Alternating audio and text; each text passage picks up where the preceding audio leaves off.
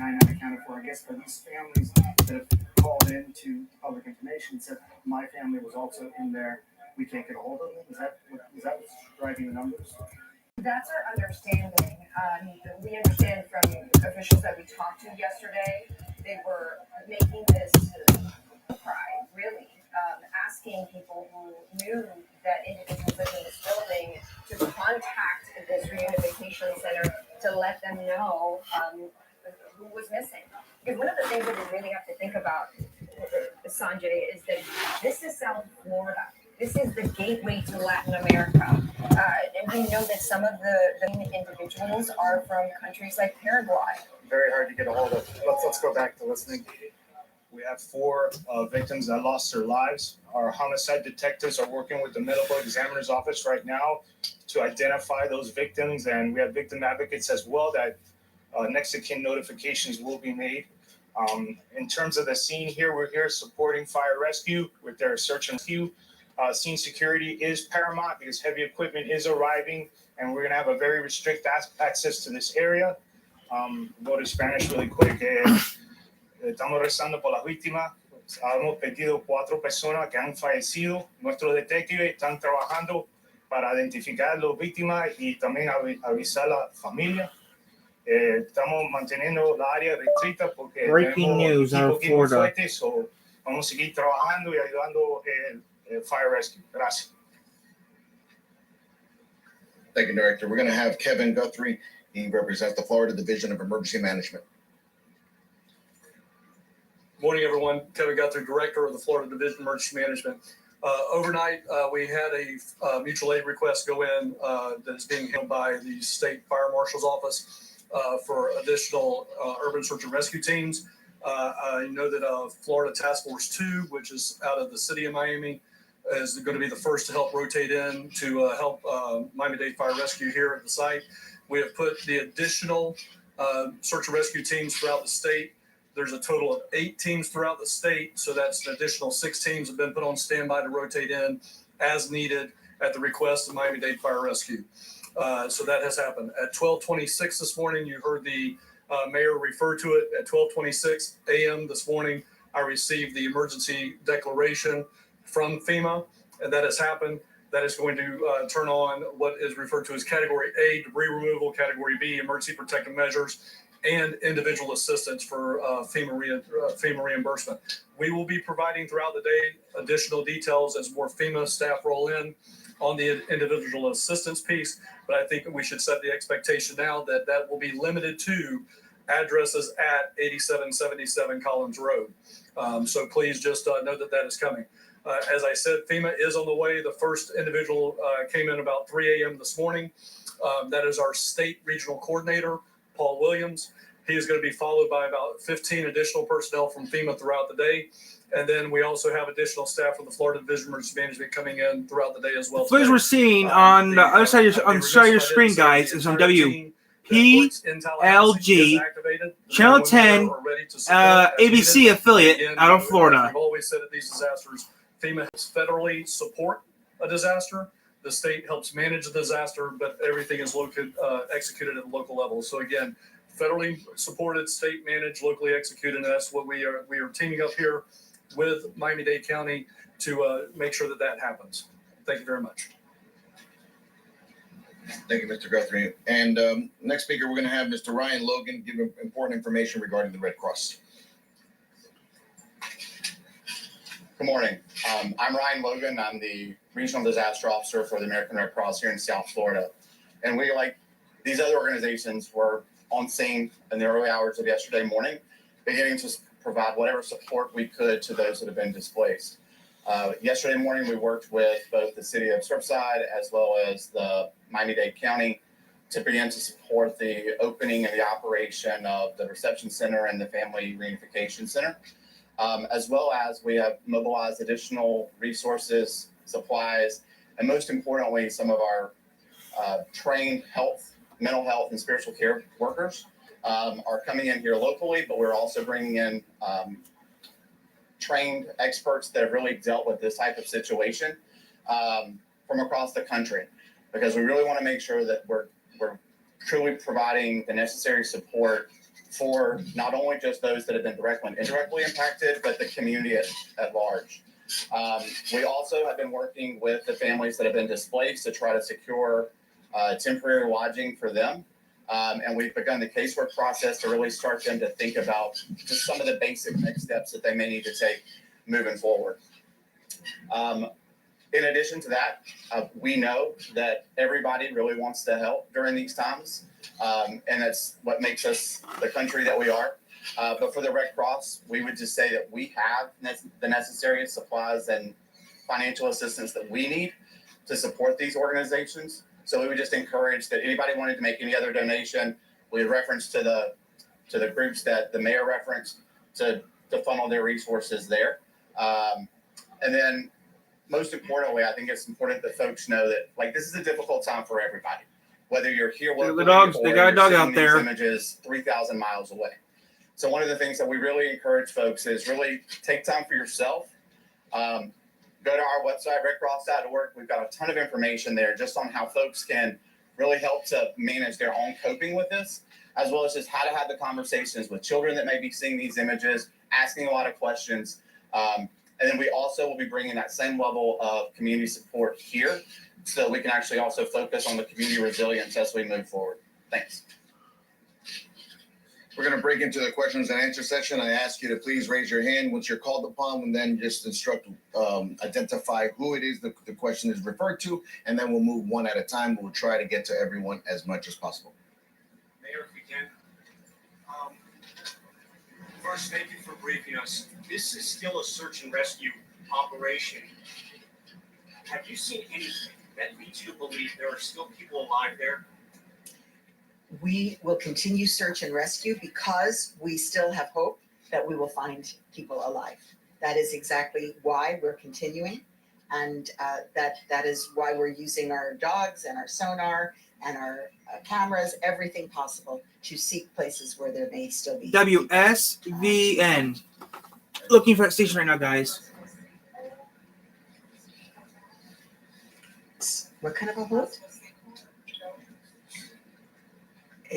No, I can't confirm that. They're actively involved in search and rescue from both below and from above at this time. Chief Janela, can you please talk about the tactics that your teams are using? You mentioned sort of going from above to somewhere and also WSVN. So throughout the Independent night, TV no station. different than from when we began operations. So as the heavy machinery comes in, we will begin removing some of the debris from above, some of the light debris. As we place those devices to look for voids, we start looking for additional victims. We are listening for sounds. It's not specifically, human sounds. It could be, tapping. It could be steel, kind of twisting.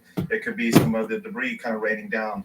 So we concentrate in those areas. From below, we continue with using light machinery, saws, jackhammers as we continue to tunnel through underneath.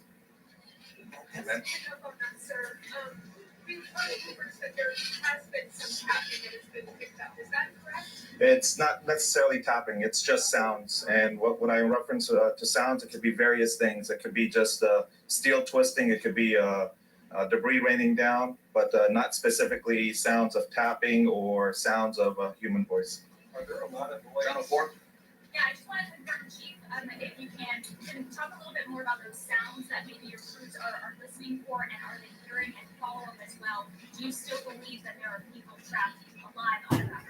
We, as the mayor had said, we have hope. And every time that we hear sound, we concentrate in that area. So we send additional teams utilizing the devices, utilizing K9, utilizing personnel. So as we continue to hear those sounds, we concentrate in those areas. When was the last time your crews did hear a sound out there?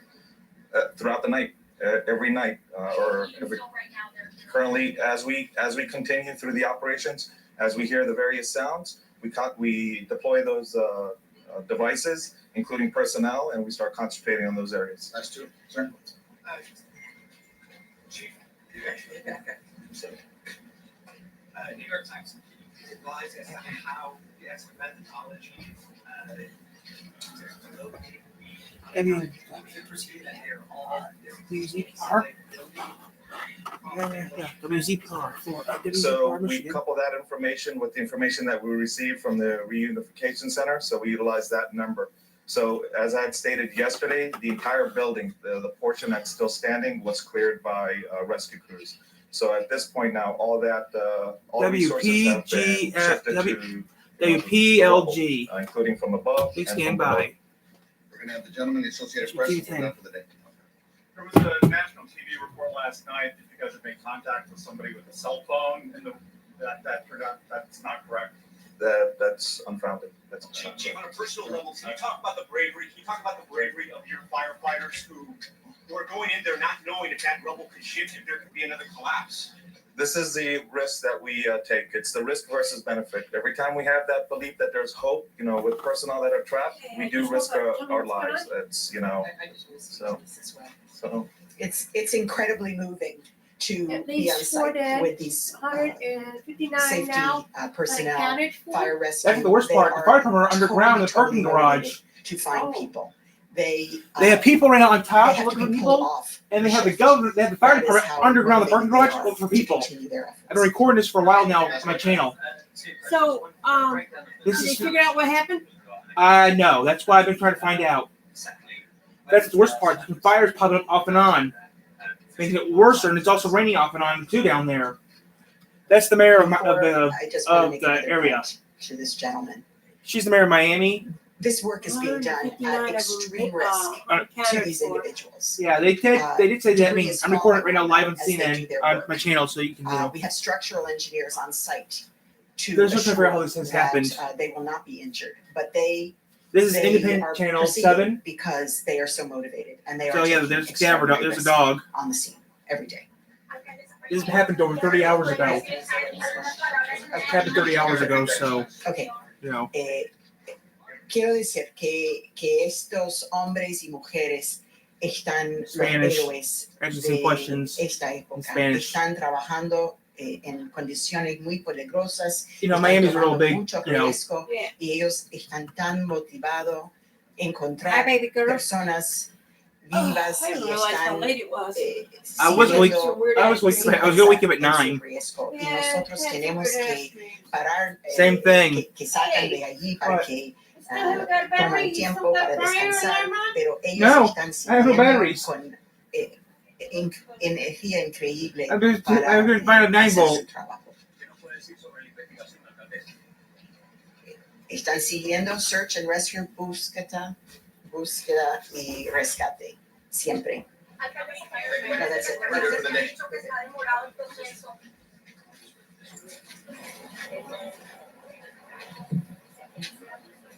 We've been listening to this news conference. I'm here with Rosa Flores. It's tough to reconcile the images that we're seeing there and hearing what they're saying with the idea that there's people who are still trapped. That's what we're hearing.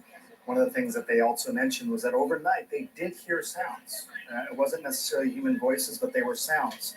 They think that these were signs of life, but in these situations, it's just very hard to tell. And that's hope for the families that are waiting at the reunification center, because that's what they want to hear.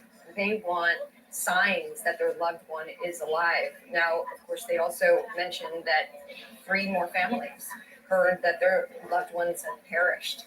And you and I have been here all morning long. You've seen how these firefighters have been even peeling portions of this building, trying to get to these difficult areas. And it's painstaking work. It's dangerous. She talked about debris falling on them. I mean, it is dangerous work for them as well, and that's a consideration. I mean, you also have another fragment of the building here, which is also at risk of collapse. So this is the reality of what's happening on the ground here. I want to bring in Shimon Bavinsky. He is a professor at the Institute of Environment at FIU, I believe. Professor, thank you for joining us. I just want to start with this. This came as a shock to me. I have traveled around the world. I've seen building collapses in Haiti, in Pakistan, all these places around the world. Not used to seeing this happen just as a phenomenon here in the United States. I've been listening to some of your comments. Do you think this was at all predictable? Well, I don't know if it's I don't know if the collapse was predictable, but we did detected that the building moved in the 1990s. Now, I think we have to distinguish between two things. That if there was a structural damage over there that could have handled in time before the building collapsed, and then what happens that reached this collapse, or the condition that led to this sudden collapse. Yes, I agree with you that it's very unusual to see building collapse like in this way. It reminds me of building in countries where they had the earthquakes and the construction is not in a good conditions. This is very unusual to see something like that here in our country or in my city where I live here. Yeah, I mean, you also keep in mind that hurricanes and significant weather events occur around here, and the buildings have withstood those, at least, in recent years. You talked about the fact that you saw evidence of sinking of the building going back. What does that mean exactly? How much sinking are we talking about, and what was the evidence? Okay, I would like to correct. I use the term subsiding rather than sinking because the subside is a slow process that goes that something pushes a solid. Sinking is more when things is going into liquid. So we noticed, we analyzed data for a project that dealt with coastal subsidence in order to understand the relations, why we have so much flooding here in Southeast Florida, especially in Miami Beach. So we analyzed the data and we found some pockets of subsidence.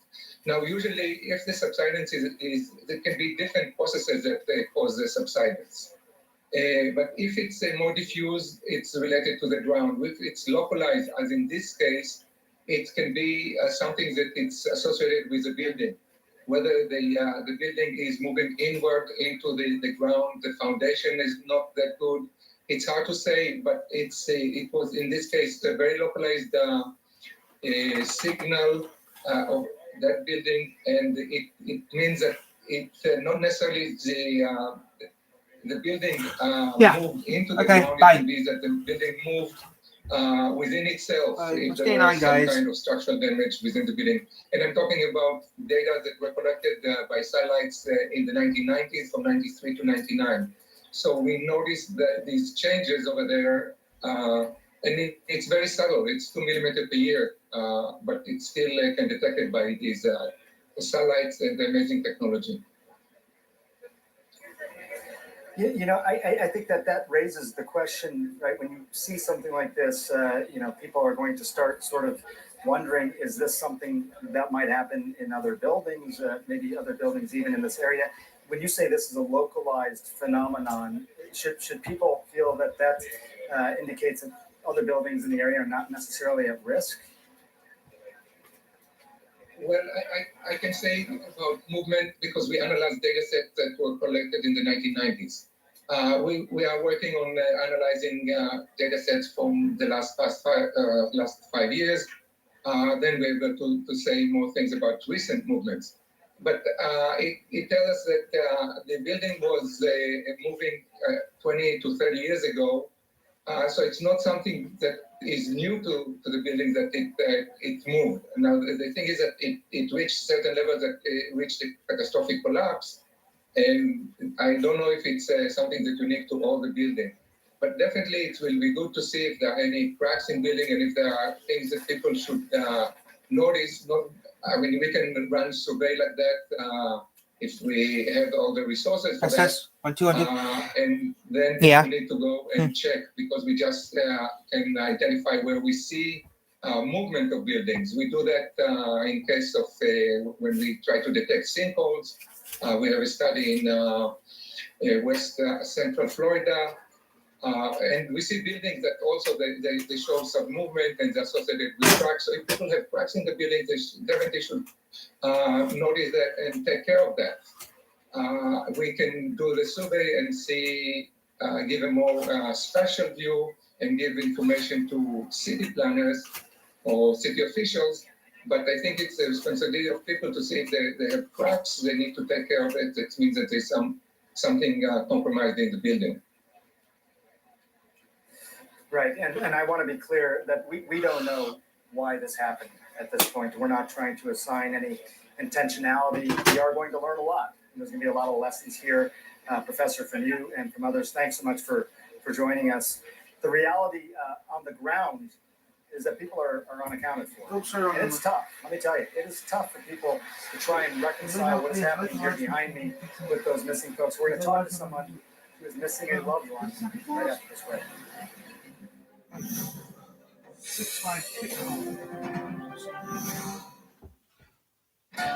You need a financial plan that can help grow and protect your money. An annuity can help cover essential expenses in it, so you can live life. This is what an annuity can do. Learn more at protectedincome.org. This year, celebrate sleep on your new Purple mattress. The only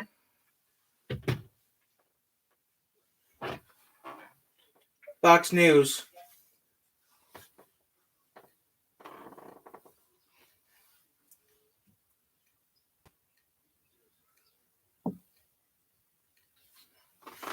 This is Fox a News. warning. This is a warning. Everybody wants to live on the ocean or the Gulf, whatever. Everybody wants that view of the water.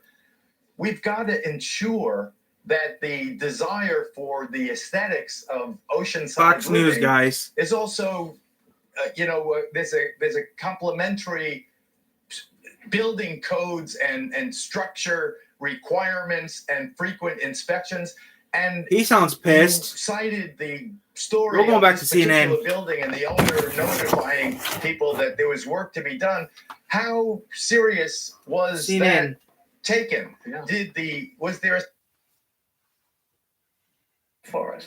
Now it's your turn to get the peace of mind that comes with having CarShield, so you can worry less about auto repairs. Call or go online right now to get CarShield for yourself. Friendly, knowledgeable, money-saving representatives are available 24 hours a day. So if your car is 20 years old or newer, just tell us the make and model of your car or truck to get an instant plan quote. In a matter of minutes, you can be covered. I was elated that I had CarShield. I was more than happy. There's no fun when you have a car and it's broken and you can't pay for it to get it fixed. Here's how CarShield works. When your car needs repair, you take it to your favorite mechanic or even your dealer, and CarShield gets them paid directly. That's why CarShield is America's #1 auto protection provider. CarShield is just the best thing to take away the fear that when something is going to go wrong with your car, because it will, and CarShield is going to be there to back you up. My experience with CarShield is that they absolutely come through every time I need them. If my car breaks down, I can count on CarShield to cover it for me.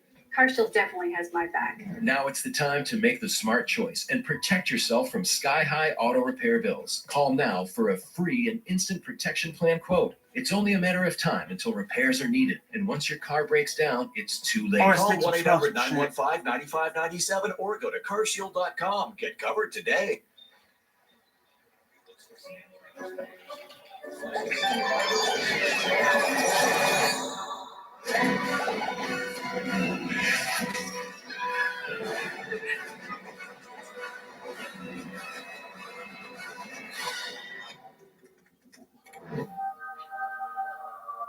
When it's time to go, find your next getaway on Trivago with deals from your favorite booking sites all in one place. Time to go, Trivago. There's interest you accrue and interest you pursue. Plans for the long term and plans for a long weekend. At Thrive.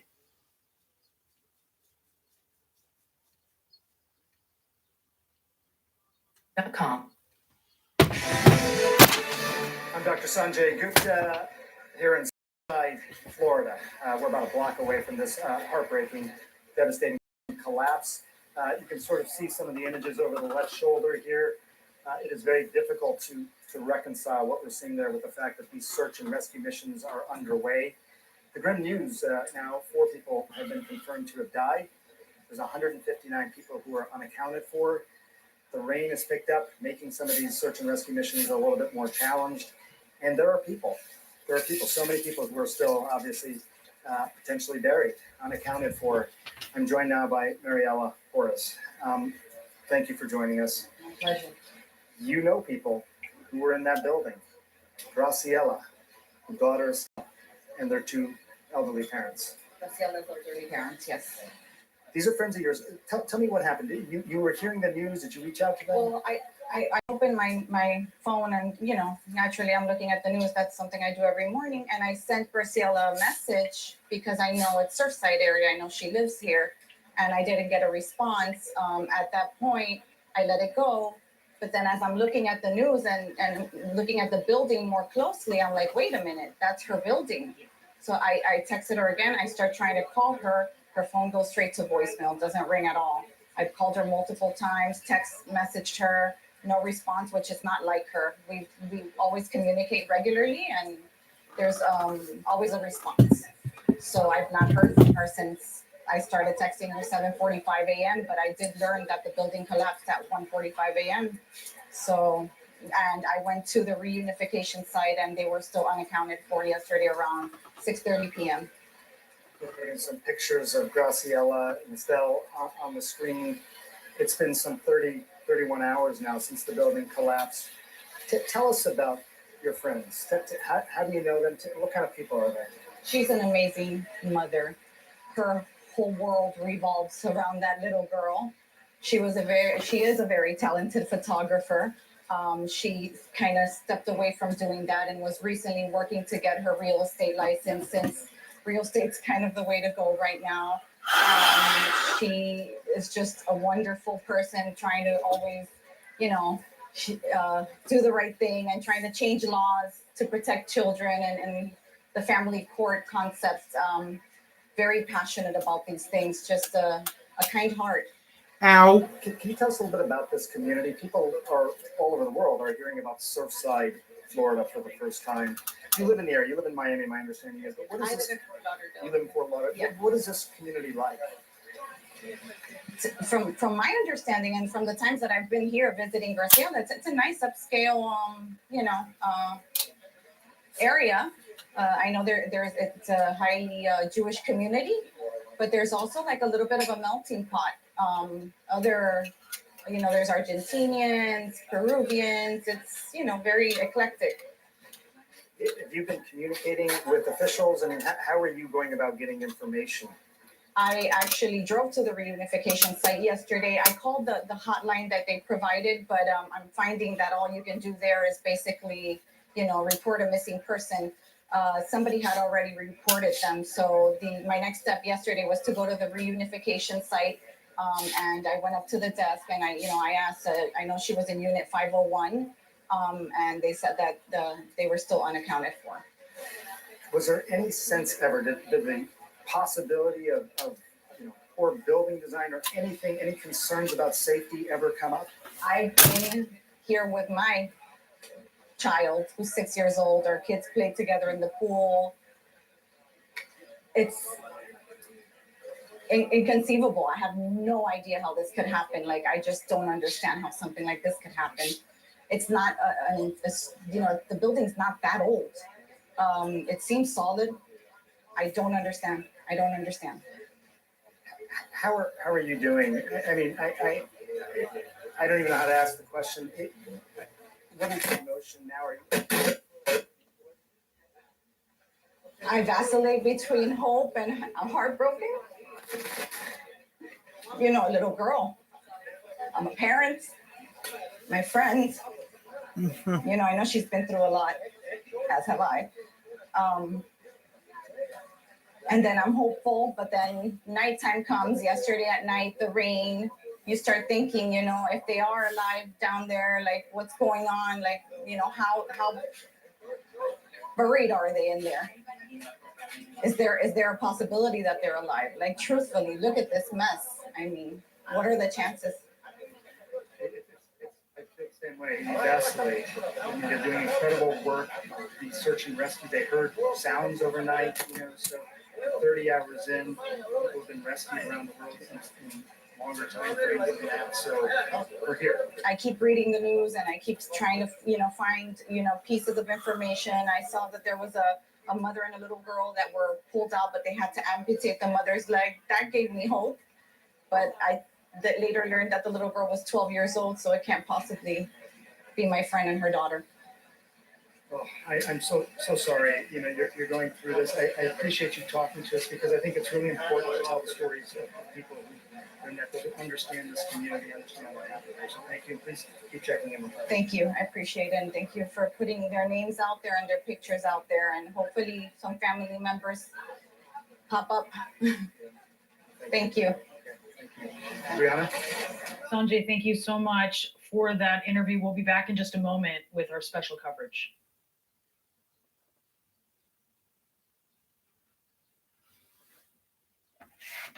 I look for the well health and safety seal at my favorite places. It means health and safety measures have met rigorous MSNBC. scientific standards. Look for the well seal. Most of our footage is coming from CNN, guys. Is plan the human capital component. Fox I'm News. very much in favor of also working on trying to make our and do a show for however many thousands of people that may be watching, and appreciating that they're receiving something that they might otherwise not get. So, What were the silver linings? the platforms, CNN. the social media. We've started a new platform called YuDu, YUDU. Awesome, amazing platform, super simple, and it's something that came about due to the pandemic. Well, explain how it Everybody works. should go. I want YouTube. I want CNN. It's a lot like all the other social media platforms. I want CNN, not YouTube.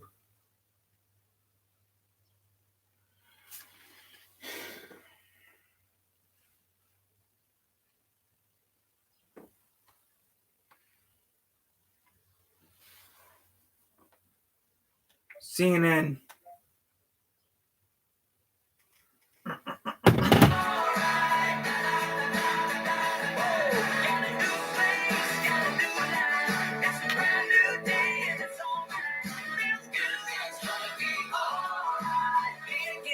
With a little bit of smile. The more we get together, The more we don't talk about is better. The more we don't worry about it, it's better. It's better.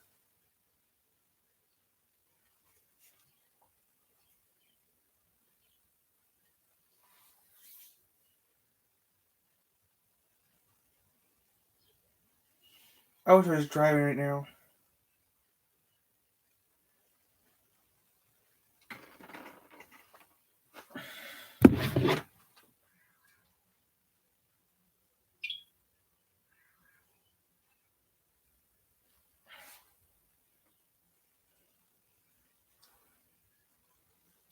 Fox News.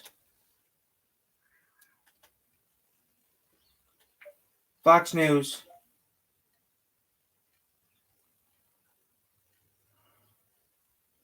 CNN News. What is happening? Assault on democracy, the roots of Trump's insurrection. Tonight at 10. How does Comcast Business compare to AT&T Business? You don't got- It has online security for all your connected devices. Comcast is owned by AT&T, you idiots. Comcast used to be Comcast cable around here, then became AT&T cable. Wait, this used to be AT&T cable back then. Around here used to have AT&T cable. It became Comcast cable. That is what used to happen. Back then, our phone lines, our cable used to be all around here used to be AT&T cable. Then Comcast bought it. Then Comcast took over.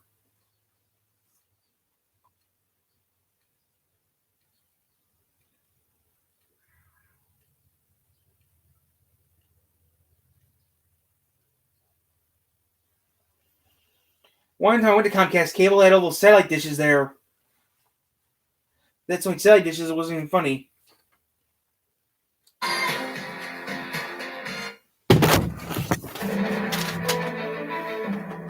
Vice President Kamala Harris is on her way to El Paso, Texas for a tour of the southern border. She has been tasked with President Biden to tackle the border crisis and has come under fire for not visiting the area sooner. Let's get now to Ed Lavandera, who is covering this. Ed, tell us the latest. What are we expecting? Good morning, Brianna. Well, the vice president is expected to land here in El Paso in about an hour and a half. It will be a 4-hour visit, and this will be her first visit to the U.S.-Mexico border. Okay, guys, looks like we're done with this news report. Biden. And as you mentioned, she's come under a great deal of fire for not visiting the border soon enough. And there's also some criticism as to exactly the